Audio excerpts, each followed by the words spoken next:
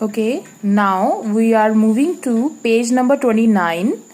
कल हमने जो रीड किया था सेंसिटिविटी टॉवर्ड्स अदर्स, आज हम पेज नंबर 29 करेंगे सोशली डिप्राइव्ड चिल्ड्रन।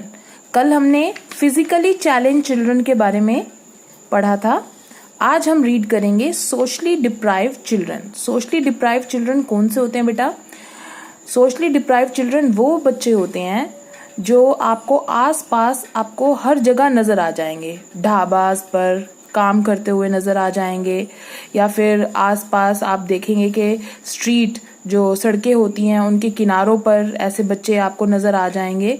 तो सोशली डिप्राइव्ड यानी कि सोशली वो बहुत ज़्यादा लैक करते हैं। कौन सी चीज़ों में लैक करते हैं?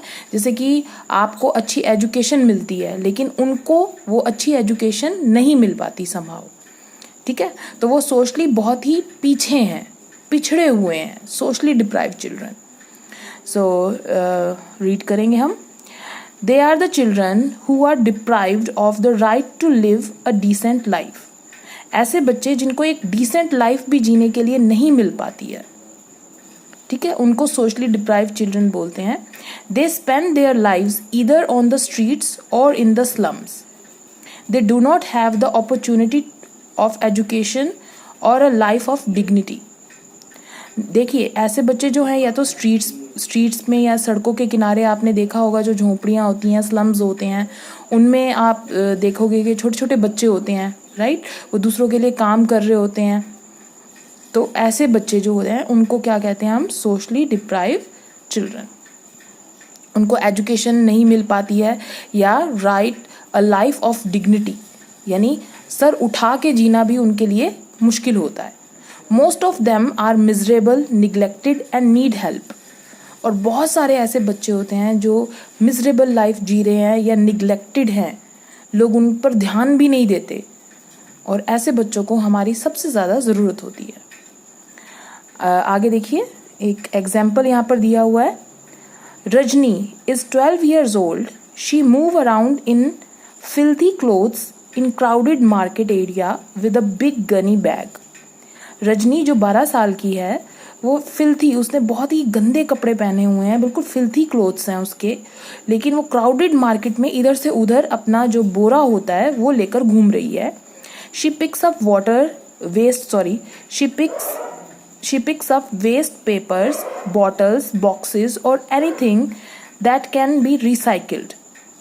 कोई भी ऐसी चीज़ जो रिसाइकिल हो सके, जैसे कि पेपर हो गया, बॉटल हो गई, बॉक्सेस हो गए, वो इन सब चीज़ों को अपने जो गनी बैग है उसमें डाल लेती है। She sells the content of her bag to the रद्दी वाला एवरी इवनिंग। और वो हर शाम जाकर रद्दी वाले को जो भी सामान उसको इधर उधर से मिलता है वो उसको बेच देती है। Rajni longs to go to school dressed in a neat uniform and carrying her books. Can she fulfil her dreams? How?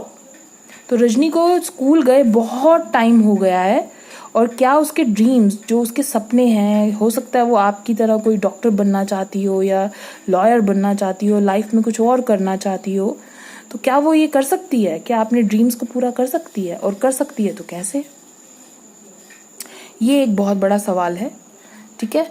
हम दूसरों के ड्रीम्स को पूरा करने में अगर हम उनकी हेल्प नहीं करेंगे, अगर लोग ही एक दूसरे की हेल्प नहीं करेंगे, तो फिर कौन आएगा? वो कहते हैं ना कि अगर आप अपनी हेल्प नहीं करते तो भगवान भी आपकी हेल्प नहीं करते, ऐसा होता है, ठीक है? तो हमें ही एक दूसरे की हेल्प करनी चाहिए। इसी को कहते हैं sensitivity towards others. This is the story of thousands of social deprived children. They belong to homes where parents are unable to earn enough money due to illness, unemployment, poverty or illiteracy. देखिए, ऐसे बहुत से, रजनी जैसे बहुत से children हैं जो school नहीं जा पाते, जो सोशली डिप्राइव्ड चिल्ड्रन हैं। और वो ऐसे क्यों हैं? क्योंकि जो उनका घर है, उनके जो पेरेंट्स हैं, वो किसी ना किसी वजह से उन बच्चों को स्कूल नहीं भेज पाते। इलनेस हो सकती है, अनएम्प्लॉयमेंट हो सकती है, हो सकता है उनके घर में कोई बीमार हो सकता है उनके घर में कोई काम करने वाला नहीं हो, इसलिए ऐसे बच्चों को काम करना पड़ता है। बहुत सारे रीजंस हो सकते हैं। Many such parents want to send their children to school, but their inability forces the children to earn money by rag picking, carrying loads, cleaning utensils in dhabas, or by begging. They have to feed themselves and their families. मैंने आपको पहले ही बताया कि बहुत सारे ऐसे reasons हो सकते हैं जिस वजह से पेरेंट्स अपने बच्चों को स्कूल नहीं भेज पा रहे।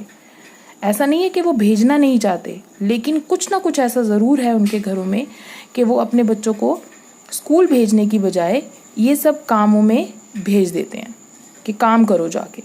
तो बहुत छोटी उम्र में ही ये बच्चे या तो ढाबास पर आपको काम करते हुए, बर्तन धोते हुए नज़र आ जाएंगे, या किसी के घर में क्लीनिंग करते हुए नज़र आ जाएंगे, या बोझ को उठाते इधर से उधर जाते हुए नज़र आ जाएंगे, या फिर आपको बहुत सारे बच्चे आपने देखे भी होंगे भीख मांगते हुए नज़र आएंगे। They have to feed themselves and their families. उनको खुद को भी फीड करना है, यानी परिवार को भी खिलाना है और खुद भी कमाना है। तो ये छोटे छोटे बच्चे जो स्कूल जाने लायक हैं, ये क्या करते हैं, ये इस तरह से सोशली डिप्राइव्ड हैं। इनको वो अपॉर्चुनिटीज़ नहीं मिल पाती हैं जो बहुत सारे और बच्चों को मिलती हैं। Our constitution has special provision to ensure that each and every child gets education and achieve a decent standard of living. हमारा जो कॉन्स्टिट्यूशन है वो हमें पूरी ये प्रोविजंस देता है कि ऐसे बच्चे, हर बच्चा, इंडिया में रहने वाले हर बच्चे तक एजुकेशन पहुंच सके, एक डिसेंट स्टैंडर्ड ऑफ लिविंग हो हर बच्चे की। Our government has made efforts by giving them free education, books, uniform and stipends. हमारी जो गवर्नमेंट है वो इस दिशा में क्या कोशिश कर रही है, फ्री एजुकेशन देने की कोशिश कर रही है। फ्री उनको बुक्स दी जाती हैं, यूनिफॉर्म दी जाती है, ताकि ये बच्चे स्कूल तक आ सकें और एजुकेशन ले सकें। But these children and their parents need to be guided. लेकिन इसके लिए उनके पेरेंट्स को और उन बच्चों को भी गाइड करना बहुत ज़रूरी है। उनको ये समझाना बहुत ज़रूरी है कि उनके लिए एजुकेशन कितनी इम्पॉर्टेंट है। They should encourage their children to go to regularly to school, study hard to make a better future for themselves and the whole society. उनको ये समझाना बहुत ज़रूरी है, उनको encourage करना ज़रूरी है कि एजुकेशन उनके लिए कितनी इम्पॉर्टेंट है और एजुकेशन से उनका फ्यूचर कितना ब्राइट हो सकता है, कितना बेटर हो सकता है। डू यू नो में देखिए, a constitution is a basic set of rules and regulations according to which the government of a country function. It is also describe the rights and duties of the citizen. Constitution क्या होता है? एक set of basic set of rules होते हैं बेटा, उसमें rules लिखे होते हैं, रेगुलेशंस लिखे होते हैं, जिसके अकॉर्डिंग आपकी जो गवर्नमेंट है वो कंट्री चलाती है कि एक कंट्री में क्या क्या रेगुलेशंस होने चाहिए, क्या क्या नियम होने चाहिए उस कंट्री को चलाने के। और साथ ही कॉन्स्टिट्यूशन में राइट्स भी दिए हुए हैं और ड्यूटीज़ भी दी हुई हैं सिटीजन्स की। जैसे आप और मैं सिटीज़न हैं तो हमारे क्या राइट्स बनते हैं, हमारे क्या क्या अधिकार हैं और हमारी क्या क्या ड्यूटीज़ हैं, हमारे क्या क्या कर्तव्य हैं। ठीक है, ये सारा आपको कॉन्स्टिट्यूशन में दिया होता है। Government has introduce mid day meal scheme to encourage enrolment of the socially deprived children into schools. अब गवर्नमेंट ने बहुत सारे इनिशिएटिव्स लिए हैं, बहुत सारी पहल की हैं। उनमें से एक चीज़ ये भी है कि जो गवर्नमेंट है वो मिड डे मील इंट्रोड्यूस करती है। मिड डे मील की स्कीम उन्होंने इंट्रोड्यूस की है ताकि इसी तरह के जो सोशली डिप्राइव्ड चिल्ड्रन हैं वो कम से कम स्कूल तक तो आ पाएँ। ठीक है, now turn the page number 30। Do you know, देखिए, a society can develop only when everyone is able to enjoy the basic need of food, shelter and clothing. एक जो सोसाइटी होती है उसको डेवलप तभी माना जाता है जब उस सोसाइटी में हर एक इंसान की फूड, शेल्टर और क्लोथिंग की जो ज़रूरत है वो पूरी हो सके। अगर एक भी ऐसा इंसान है जिसने फूड नहीं खाया या जिसके पास शेल्टर नहीं है या क्लोथ्स नहीं है पहनने के लिए, तो आपकी सोसाइटी क्या मानी जाएगी? अधूरी मानी जाएगी, उसको डेवलप नहीं माना जाएगा। ठीक है, नाउ ये देखिए, look at the picture here. Kailash Satyarthi is a child right activist. ये एक चाइल्ड राइट्स एक्टिविस्ट है। He was awarded the Nobel peace prize in 2014 for his great contribution in making the lives of socially deprived children better. इनको 2014 में Nobel peace prize पुरस्कार मिला। क्यों मिला? क्योंकि इन्होंने बहुत सारी कोशिशें की, बहुत सारी चीज़ें की। किन बच्चों के लिए? जो सोशली डिप्राइव्ड चिल्ड्रन हैं उनके लिए, ताकि उनकी लाइफ को बेटर बनाया जा सके। ही फाउंडेड द बचपन बचाओ आंदोलन, save the childhood movement in 1980। उन्होंने एक मूवमेंट बनाया था, आंदोलन किया था उन्होंने, जिसका नाम था बचपन बचाओ आंदोलन 1980 में। He has work tirelessly in the spheres of child labor, regulating placement agencies, tracking and rescuing missing children. इन्होंने किन दिशाओं में काम किया बच्चों के लिए? Child labour, regulating placement agencies, and जो बच्चे खो जाते हैं, tracking and rescuing missing children.